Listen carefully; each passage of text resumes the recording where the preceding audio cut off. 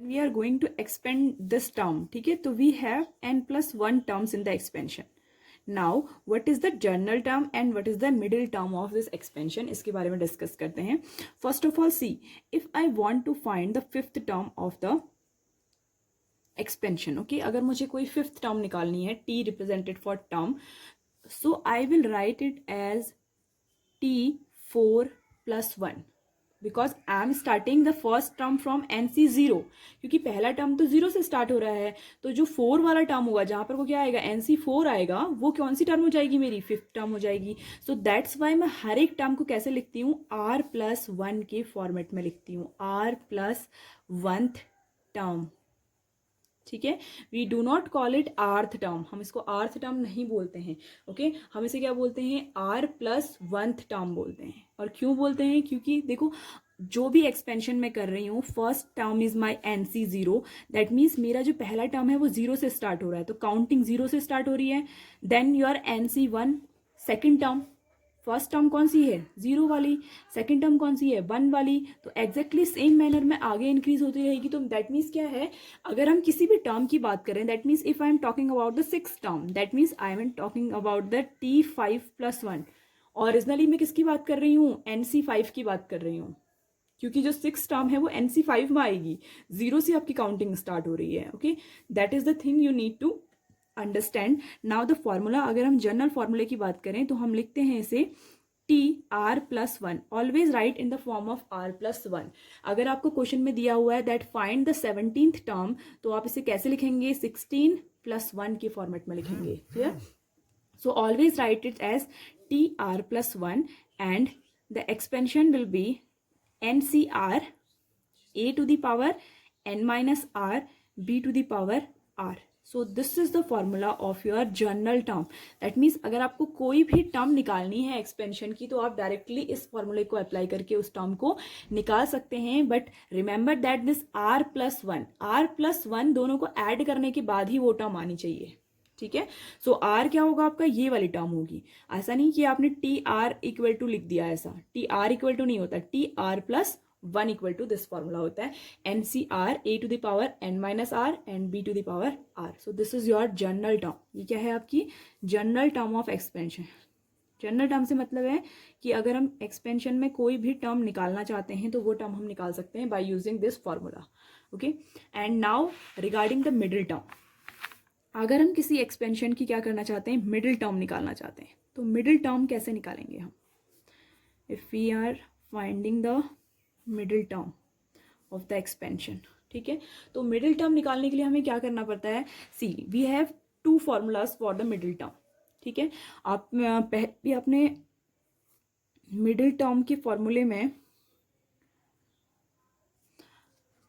अगर मेरे पास n odd है, देखो पहला होगा कि अगर n ऑड है, दो ही नंबर हो सकते हैं, या तो ऑड होगा या तो इवन होगा. अगर n ऑड है तो एक्सपेंशन की जो टर्म्स होंगी, expansion terms will be n+1. Odd में अगर मैं 1 ऐड करूंगी तो मेरे पास क्या मिलेगा, इवन. दैट मीन्स एक्सपेंशन की जो टर्म्स होंगी वो क्या होंगी, इवन टर्म्स होंगी. Okay, then in case of the even terms, odd number की बात नहीं कर रही हूँ, in case of even terms, जब भी ऑड नंबर होगा, that means if you have a expression like this A+B⁵. Okay, तो इसके एक्सपेंशन में मेरे पास कितनी टर्म्स होंगी, I have 6 terms in the expansion. 6 terms होंगी इसके एक्सपेंशन में, जो कि कितनी है, इवन टर्म्स है. ठीक है, so whenever I have the even terms, I have 2 middle terms there, 2 middle terms. See, this is first term, second term, third term, fourth, fifth and sixth. ऐसी कुछ टर्म्स होंगी. So these 2 terms, third and fourth term will be the middle term of the expansion. Okay, फॉर्मूले में अगर हम work करते हैं, ये आपका जनरल जो आप माइंड में यूज कर सकते हैं वो है आपका एक जनरल सा फॉर्मूला. ऑब्वियसली जब इवन होंगे तो हम डायरेक्टली मिडिल नहीं निकाल सकते, तो हमारे पास 2 मिडिल टर्म्स होती हैं. Okay, then we have 2 middle terms. कब कंडीशन में, जब आपका n ऑड होता है, और n ऑड होता है तो एक्सपेंशन की टर्म कैसी हो जाती हैं, इवन हो जाती हैं. ठीक है, और एक्सपेंशन की टर्म जब इवन हो जाती हैं तो आपके पास कितने मिड पॉइंट्स होते हैं, 2 मिड पॉइंट्स होते हैं. ठीक है, और उन दोनों मिड पॉइंट्स को अगर आप फॉर्मूले से देखना चाहें तो वो मिड पॉइंट्स कौन कौन से होते हैं, एक तो होता है आपका n+1/2, टर्म एंड n+1 जो भी इसकी नेक्स्ट टर्म होगी, यानी कि ये वाली जो टर्म निकली इसमें +1 और ऐड कर दो, ये वाली जो टर्म होगी ये दोनों की दोनों क्या होंगी आपकी middle term of the expansion when we have the even expansion terms. ठीक है, ऑड नंबर यहाँ ऑड होगा तो ये इवन हो जाएगा। Clear, don't do mistake on that. Second example आपका कब होता है, when your n is even, जब आपका n क्या है, इवन है। ठीक है, जब n इवन है तो एक्सपेंशन की टर्म्स कैसी हो जाएंगी, expansion terms will be odd. Expansion की जो टर्म्स हो जाएंगी वो क्या हो जाएंगी, ऑड हो जाएंगी ना, इवन +1 करेंगे तो ऑड आ जाएगा। ओके, एग्जाम्पल अगर हम लेते हैं a+b⁴, तो how many terms are there, 5 terms in the expansion. ठीक है, we can directly find the mid terms. So I have 5 terms in the expansion. ठीक है, 5 टर्म्स होंगी तो डायरेक्टली देखो, अगर आप 5 टर्म्स आपके पास होती हैं तो 5 टर्म्स की मिडिल टर्म्स कौन सी होगी, 1 2 3 4 5। डायरेक्टली जो मिडिल टर्म है वो क्या हो जाएगी, आपकी middle term of the expansion हो जाएगी। दैट मीन्स आप डायरेक्टली कैसे निकाल सकते हैं इसको, इवन नंबर ऑफ एक्सपेंशन है आपके। ठीक है, सो n/2 is the term, n/2 plus 1th term. This will be your middle term for the even number. ठीक है, ये इवन होना चाहिए तो एक्सपेंशन ऑड हो जाएगा। Clear this in your mind. ये आपको फॉर्मूले अगर आप याद नहीं भी करते हो तो भी आपको डायरेक्टली पता चल जाना है, क्योंकि आपके पास ऑब्वियसली इतना बड़ा एक्सपेंशन तो आता नहीं है कि आपके पास 60-70 पावर हो जाए, तब भी आपको पता चल जाएगा कि मिडिल टर्म ऑब्वियसली कौन सी है। जो भी इसका हाफ है उसमें 1 ऐड कर, 6 है ना, तो 6 का हाफ कितना होता है, 3, और 3 होगा, थर्ड टर्म होगी तो एक और टर्म भी होगी उसके साथ कंबाइंड। कब, जब आपके पास दो मिडिल टर्म वाली कंडीशन है। ठीक है, और जब सिंगल मिडिल टर्म है तो डायरेक्टली क्या करिए, इसमें +1 करिए और उसका हाफ निकाल दीजिए। ठीक है, तो ये तो सिंपल है, आप अपने खुद के माइंड से भी कर सकते हैं कि आपको कौन सा टर्म निकालना है। अगर आपको ये फॉर्मूले याद करने में कंफ्यूजन होता है तो आप डायरेक्टली अपने माइंड में रखिए, सेट करिए कि आपके पास ऑड एक्सपेंशन है, sorry odd number of power है, देन एक्सपेंशन में इवन टर्म्स आएंगी, और इवन आएंगी तो 2 मिड टर्म्स होंगी। ओके, एंड जब भी आपके पास जो पावर है वो इवन है तो एक्सपेंशन में ऑड आएंगी, और ऑड के लिए एक ही मिड टर्म होती है और वो डायरेक्टली आपका मिडिल वाला नंबर हो जाएगा जो भी आपका टर्म होगा। ठीक है, then you can find these terms. देखो, आपको जैसे T3 निकालना है तो आप T3 इक्वल टू क्या लिखेंगे, T2 + 1 लिखेंगे। T3 डायरेक्टली नहीं निकल सकता है, आपसे R+1 में ही कन्वर्ट करना पड़ेगा। ओके, यहाँ भी आप ऐसे ही करेंगे, T3 एंड T4 निकालने के लिए क्या करेंगे, T2 + 1 and T3 + 1. Okay, so this is the general and middle term. Now we are working on the exercise. Find coefficient of, first question है आपका, x⁵ in the expansion of x + 3⁵.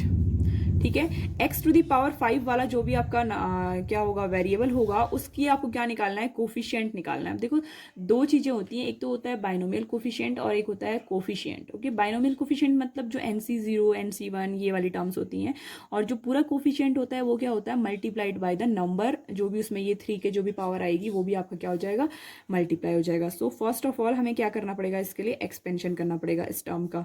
तो अगर हम एक्सपेंशन करते हैं तो हम start करेंगे 8C0। ठीक है, 8C0 में क्या होती है, a⁴n होती है, यानी कि x⁴8। Okay, plus NC1, x की पावर तो घटती जाएंगी एंड आपकी जो 3 की पावर है वो क्या होती जाएंगी, इंक्रीज होती जाएंगी।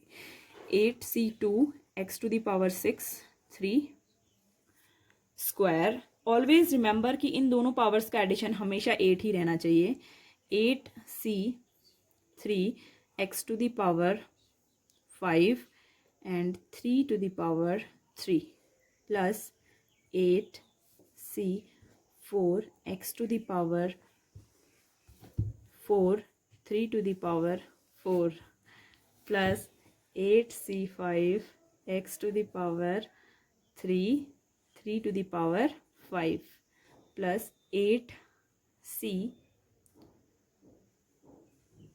8C6 x⁵2 3⁵6 plus 8C6 है 8C7 x⁴1 and 3⁵7 plus last term 8C8, x हट जाएगा और 3 टू द पावर 8 बच जाएगा। ठीक है, आपको ज़रूरी नहीं है एक्सपेंशन ज़्यादा करना, आप यहीं तक भी कर सकते थे इस एक्सपेंशन को, बट अगर आपके पास कभी कभी क्या होता है 1/x वाली पावर्स जब होती हैं तो पूरा एक्सपेंशन करना ज़रूरी होता है, क्योंकि उस टाइम पर क्या होता है कि आपकी x की कुछ पावर क्या हो जाती है, कैंसिल हो जाती हैं और x टू द पावर 5 कहीं और भी आने के चांसेस रहते हैं।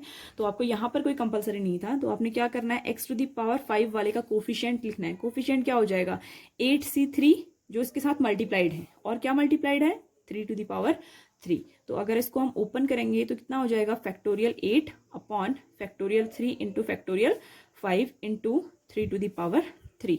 एक्सपेंशन को अगर ओपन करते हैं तो 8 into 7 into 6 into factorial 5 upon 3 को भी ओपन कर देते हैं into factorial 5। Factorial 5 and factorial 5 cancelled, 3 and 2 cancelled to the 6, 3 to the power 3। Okay, so ये हो गया आपका 8 7 जा 56 into 27, multiply that will be your coefficient for the x to the power 5। Okay, second जो question है आपका इसका exactly same है, डू बाय योरसेल्फ। ठीक है, दोनों खुद से करके देखिए आप। Next one, write the general term in the expansion of this. Third question that is given x square minus y to the power 6। See you have to find the general term of this expansion. आपको इसकी general term निकाल के देनी है। ठीक है, तो general term का फॉर्मूला क्या होता है, TR+1 is equal to NCR a to the power n minus r and b to the power r। Apply this formula और आपको जो भी वैल्यूज पता है r या n में से वो आप क्या कर देंगे, पुट कर देंगे, क्योंकि r की वैल्यू तो दी नहीं है। जब r की वैल्यू दी रहती है तो बोला रहता है कि फाइंड दिस टर्म। ठीक है, तो इसमें सिर्फ जनरल टर्म निकालनी है। So we will write TR+1 is equal to n, हमें पता है, we will put this value NCR। a की वैल्यू क्या है x square to the power n is 6 minus r and b is minus of y। ठीक है, ये minus जो होता है हमेशा माइनस के अंदर ही रखते हैं, to the power r। Okay, so general term क्या हो जाएगी 6CR x to the power, इनको मल्टीप्लाई कर देते हैं 12 minus 2r and y to the power r। अगर मैं इसे रखती हूँ तो आपकी -1 टू द पावर r ये आ जाएगा आगे। आप इसे एज इट इज भी रख सकते थे, कोई प्रॉब्लम नहीं है। ठीक है, वो आपकी खुद की चॉइस है। नेक्स्ट सेकंड क्वेश्चन उसने दिया है find the general term of this expression, वो आप खुद से करिए। Fifth question I am telling that is expansion दिया है आपको x minus 2y to the power 12, find fourth term. उसने बोला है कि आप कौन सी टर्म निकालिए, fourth term of the expression आप निकाल के दीजिए। तो फोर्थ टर्म क्या होगी t3+1।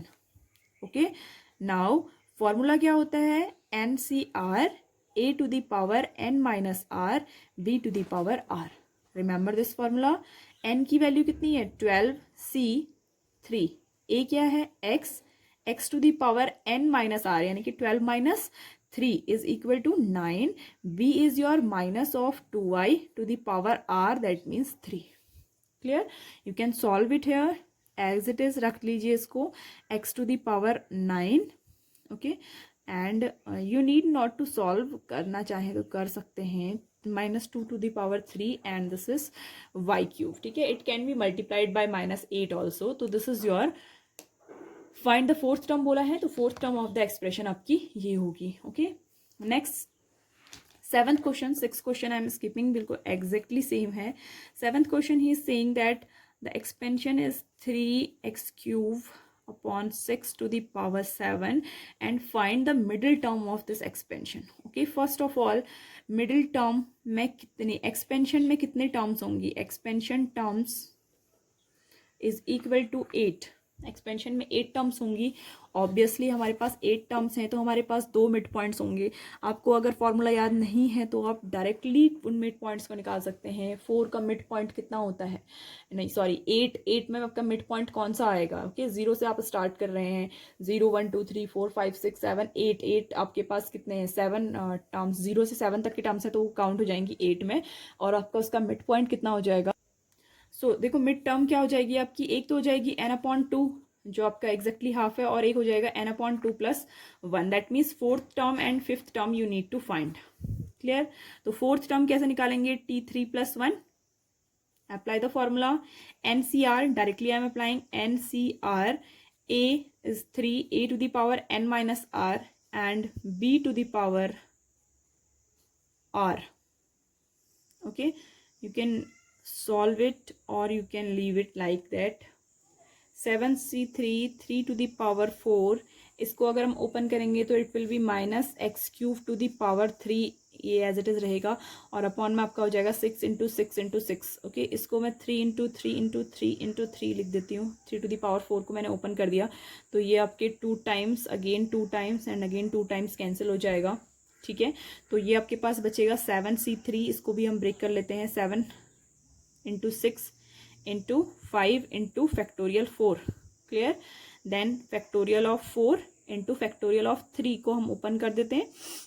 4 factorial cancelled, 3 this 6 is cancelled. ठीक है, आपके पास कितना बचा? 7 इंटू 6 इंटू एक और 3 ऊपर बचा हुआ है, और आपके पास डाउन में बचा हुआ है 2 into 2 into 2.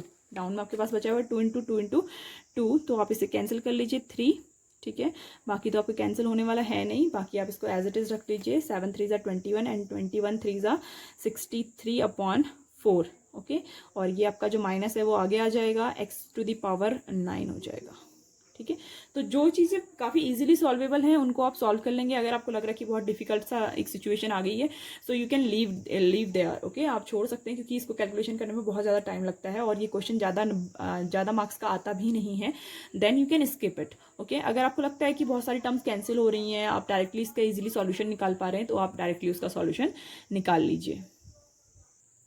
See question number 9, he has given that in the expansion of 1 plus a to the power, in the expansion of 1 plus a to the power m plus n, prove that the coefficient of a to the power m and a to the power n are equal. तो इसको prove करने के लिए सबसे पहले हमें इनके दोनों के कोफिशिएंट निकालने पड़ेंगे, और कोफिशिएंट निकालने से पहले हमें एक्सपेंशन निकालना पड़ेगा. तो सबसे पहला काम करते हैं, इसका एक्सपेंशन कर लेते हैं m प्लस n. क्लियर. अब देखो, अगर हम इसका एक्सपेंशन करते हैं तो कैसे होगा? m plus n, n c, m plus n c 0. ठीक है, तो ये आएगा आपका 1 to the power m plus n plus m plus n c 1. Okay, 1 to the power m plus n minus 1 and into a. ठीक है, ऐसे ही आपका ये बढ़ता रहेगा and it will go m plus n c two 1 to the power m plus n minus 2 a square. As it is it will increase. Now see, if I will expand it like this, तो a to the power m and a to the power n, क्योंकि हमें values ही नहीं पता है तो फिर वो आएगी ही नहीं. ठीक है, तो कुछ क्वेश्चन ऐसे होते हैं जिनको आप एक्सपेंड होकर के नहीं कर सकते हैं, तो हम क्या करेंगे, इनके जनरल टर्म्स निकाल पाएंगे. ठीक है, सो जनरल टर्म, let a to the power m will be r plus 1th term. ठीक है, हमने मान लिया कि ये वाली जो टर्म थी वो कौन सी टर्म थी? r प्लस 1th टर्म थी. सो TR plus 1 is equal to NCR, A to the power n minus R, B to the power R. If I put the formula, देखो n की जगह पे मेरा क्या है? m plus n. Okay, C R. Okay, and this is equal to A. A मेरा क्या है? 1. 1 to the power m plus n minus R, and B is your A to the power R. Okay, मैंने क्या बोला कि ये जो है टर्म वो a to the power m वाली टर्म है. सो दैट मीन्स अगर मैं इन दोनों साइड्स को कंपेयर करूं, आफ्टर कंपैरिजन मेरे पास क्या होगा? After comparison I have r is equal to m. मेरे पास क्या आई एक टर्म कि ये जो m है वो r के इक्वल है, क्योंकि a to the power m and a to the power r equal है, तो इनकी पावर्स भी इक्वल होंगी ऑब्वियसली अगर हम इनको कंपैरिजन करते हैं तो. ठीक है, सो इससे हमारा क्या होगा? कोफिशिएंट निकल जाएगा. अब देखो कोफिशिएंट क्या है? कोफिशिएंट मतलब ये और ये जो बचे हुए हैं मल्टीपल, इसके जो मल्टीपल हैं. Okay, so coefficient of a to the power m is equal to कितना हो जाएगा? m plus n c. r की जगह पर हम क्या रखेंगे? अभी m रखेंगे. ठीक है, और 1 to the power m plus n minus m। Okay, देखो ये वाली जो वैल्यू है ये क्या हो जाएगी, m plus n factorial upon m factorial into m plus n minus m हो जाएगा तो n factorial. Clear, this is the value. Okay, so now we will left it here question number 1। And 1 की power कुछ भी हो तो वो क्या रहती है, 1 ही रहती है। तो coefficient of a to the power m तो इतना आ गया। Now we will find the coefficient of a to the power n also, और हमें एट लास्ट क्या प्रूव करना है कि वो दोनों के कोफिशिएंट इक्वल है। ठीक है, so we will take now let a to the power n will be k plus 1th term. ठीक है, k plus 1th term, t k plus 1 is equal to, I am putting directly now, m plus n c k a to the power m plus n minus k and b to the power k। Sorry, a की value है यहाँ पर 1 और b की value है यहाँ पर a to the power k। Clear, now I am saying that this is the coefficient of a to the power n। ये a to the power n का कोफिशिएंट है, तो आपके left hand side and right hand side को अगर मैं compare करती हूँ, 1 to the power m plus n minus k a to the power k, so I if I compare तो मेरे पास क्या आएगा, after comparison I will get the answer n is equal to k। तो ये जो k है वो n के इक्वल है, ये मेरे पास आ गया। अब मैं क्या निकाल सकती हूँ, इसका कोफिशिएंट निकाल सकती हूँ। ठीक है, so coefficient of a to the power n क्या होगा, इसको ओपन करेंगे, m plus n factorial upon m factorial into n factorial. 1 to the power कुछ भी हो वो 1 ही रहती है, m plus n minus n। Okay, so the answer is m plus n factorial upon m factorial into n factorial, and this is your equation second. Clear, now see coefficient of a to the power m ये है और a to the power n ये है, so hence both are same, so we will it is proved here. ठीक है, ये आपका proof हो गया। In next 10th question it is given that r minus 1th term, rth term and r plus 1th term of the expansion are in the ratio of this, इस expansion में। ठीक है, तो सबसे पहले हम निकालते हैं r minus 1th term। ठीक है, इनके जो कोफिशिएंट है उनका रेशियो है, तो r माइनस 1th टर्म के लिए क्या निकालना पड़ेगा, t r माइनस 1। अब देखो इसको मैं फॉर्मुलेट कैसे कर सकती हूँ, t r माइनस 2 प्लस 1 लिख सकती हूँ ना, क्योंकि मुझे हमेशा फॉर्मेट कैसा लाना है, r प्लस 1, समथिंग प्लस 1 होना चाहिए, तभी मैं क्या निकाल पाऊंगी, उस टर्म को निकाल पाऊंगी। Now I can directly denote this term, n तो n ही है, c r minus 2। Okay, a to the power a कितना है आपका x to the power n minus r plus 2। ठीक है, माइनस किया हमने तो साइन चेंज हो गए, and 1 to the power r minus 2। Clear, तो इसका जो कोफिशिएंट आया वो कोफिशिएंट क्या आया, n c r minus 2 x to the power n minus r plus 2।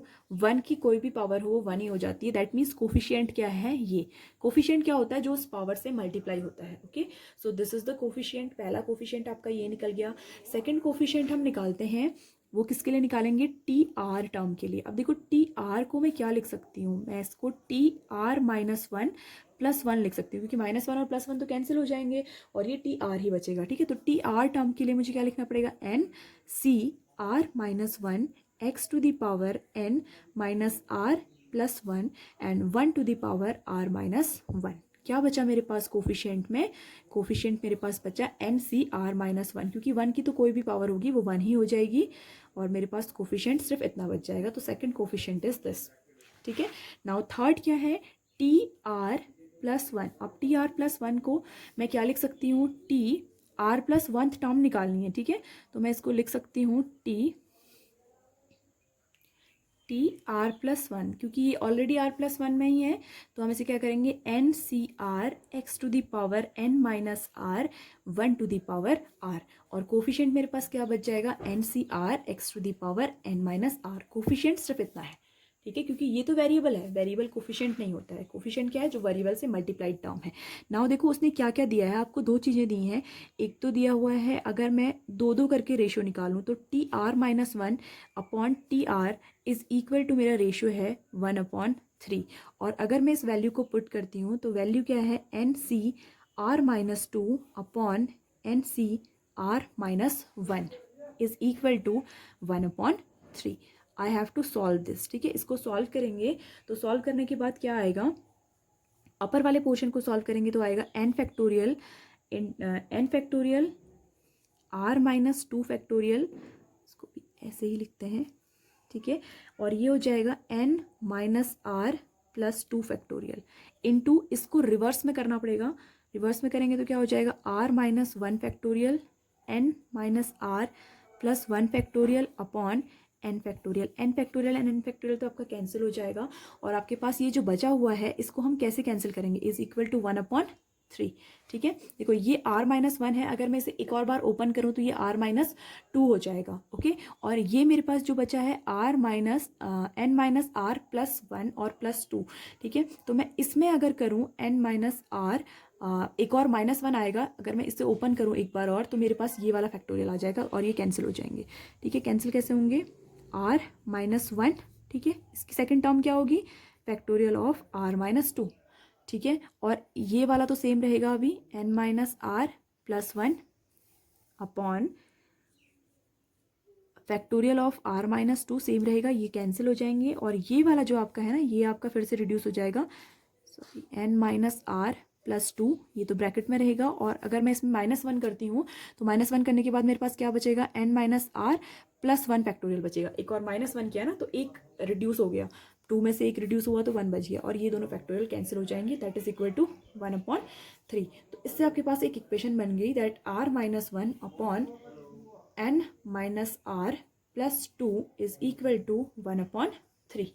ठीक है, क्रॉस मल्टीप्लाई करेंगे तो ये हो जाएगा 3r minus 3 is equal to n minus r plus 2।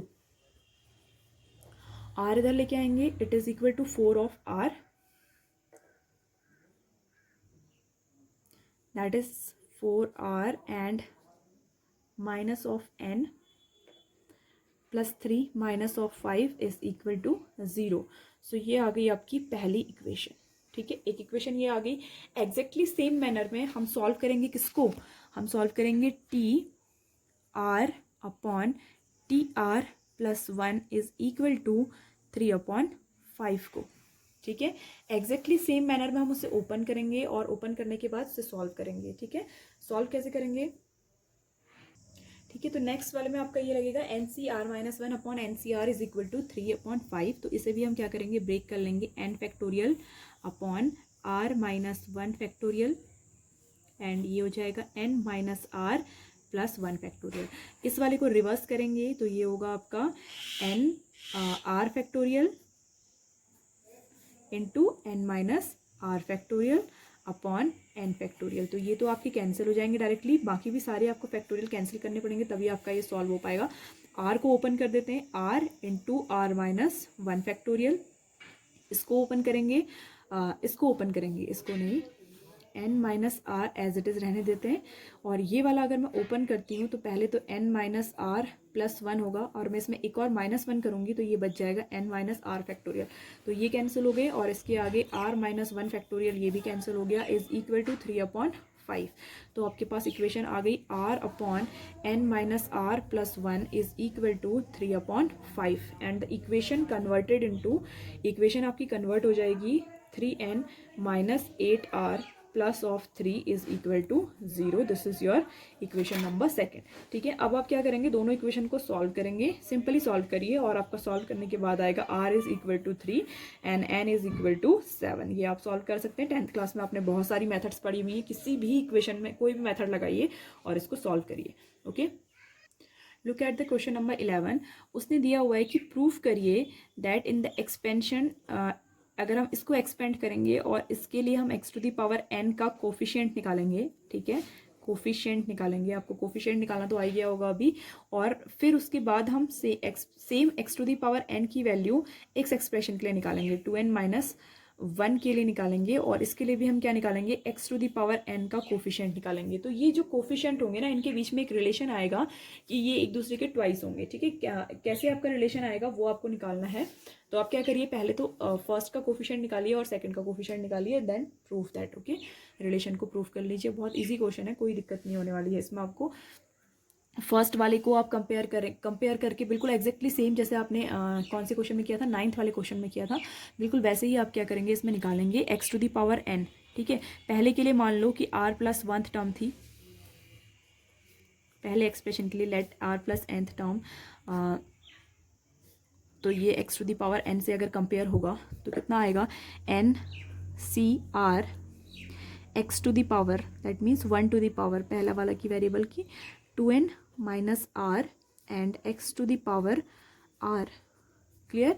तो यहाँ से आपका क्या आया, n इक्वल टू r आ गया, और आपका जो कोफिशिएंट था 1 की पावर से कोई फ़र्क नहीं पड़ने वाला है, तो x to the power n का जो कोफिशिएंट है वो कितना आ गया, 2n c, r की जगह पर 2n cn आ गया, ठीक है। अब इसको सॉल्व कर लेंगे, 2n cn को फैक्टोरियल नोटेशन से सॉल्व करिए। देन सेकेंड एक्सप्रेशन के लिए हम मान लेते हैं that it is k plus 1, k plus 1th term है आपकी फॉर द सेकेंड एक्सप्रेशन ये है x to the power n का ही है सेम, तो आपके पास सिर्फ क्या चेंज होना है, n चेंज होना है, 2n माइनस 1 c, r की जगह पर k, 1 to the power 2n minus 1 minus k and x to the power k। 1 की पावर कुछ भी हो कोई फ़र्क नहीं पड़ना है, इसमें भी आपका क्या आएगा, n इक्वल टू k आ जाएगा, n इक्वल टू k आ जाएगा। और आपने कैसे सॉल्व कर देना है इसको, कोफिशिएंट आ जाएगा 2n माइनस 1 c n, ठीक है। इसको, इस कोफिशिएंट को सॉल्व करिए, इस कोफिशिएंट को सॉल्व करिए, ठीक है। एक चीज़ इसकी डबल आएगी और एक चीज़ हाफ आएगी, तो आपका प्रूफ हो जाएगा कि वो क्या है, डबल ऑफ दैट एक्सप्रेशन है, ठीक है। तो आप थोड़ा सा कोशिश करिए इसको करने की, इजी क्वेश्चन है, बस सिर्फ कोफिशिएंट निकालना है, बाकी कुछ भी नहीं करना है। आपने इस फैक्टोरियल को नोटेशन को तोड़ देना है, 2n factorial upon 2n minus n factorial and n factorial, ठीक है। और अगर इसको मैं ब्रेक करती हूँ तो ब्रेक करके मुझे कितना मिलेगा, 2n minus 1 upon 2n minus n minus 1 हो जाएगा, और ये हो जाएगा n फैक्टोरियल, ठीक है। अब आप इसको ब्रेक करिए, देखो इन दोनों को अगर आपको क्या करना है, एक दूसरे के इक्वल करना है, तो आपको ब्रेक करना पड़ेगा। So do it by yourself, okay. Now in next video lecture we will discuss about the straight line chapter, पहले उसको पढ़ लेते हैं, let's discuss about that, क्योंकि थोड़ा सा आपके लिए न्यू चैप्टर सा है, कोऑर्डिनेट ज्योमेट्री में आपने बहुत ज़्यादा पढ़ा भी नहीं है, और वो काफ़ी इंटरेस्टिंग चैप्टर भी है अगर आप उसको अच्छे से पढ़ना चाहते हैं तो। If you like the video please subscribe the channel and do comment on the comment section.